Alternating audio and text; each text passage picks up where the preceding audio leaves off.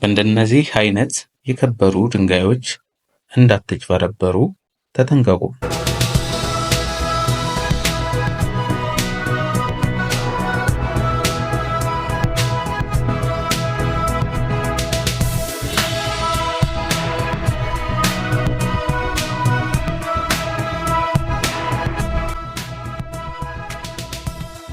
ሰላም የዩ የከበሩ ድንጋዮች ቤተሰቦች እንደምን ሰነበታችሁ?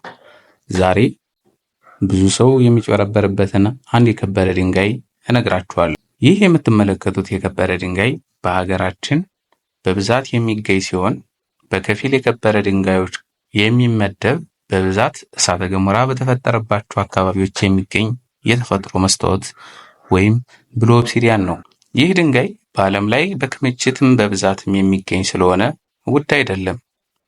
ይህን የከበረ ድንጋይ በተለያዩ የጌጣጌጥና ቅርጻቅርጽ እንዲሁም ለቤት ማስዋቢያነት የሚያገለግል ድንጋይ ነው። በመሆኑም አሁን ላይ በሀገራችን እየተነቃቃ ያለውን የከበረ ድንጋይ ስራ እንደ አጋጣሚ በመጠቀም ሰማያዊውን ግላስ ወይም ብሉ ኦብሲዲያን የሚባለውን ሳፋየር ነው በማለት ብዙ ሰዎችን ለኪሳራ እየዳረጉ በመሆኑ ጥንቃቄ እንድታደርጉ እየጠየቁ የማታውቁትን ነገር ስትገዙ በባለሙያ ብትታገዙ ራሳችሁን ከኪሳራ ትታደጋላችሁ ብዬ አምናለሁ። ይህን ቻናል ሰብስክራይብ በማድረግ የደወል ምልክቷን በመጫን ሌሎች መረጃዎችን እንዲደርሳችሁ አድርጉ።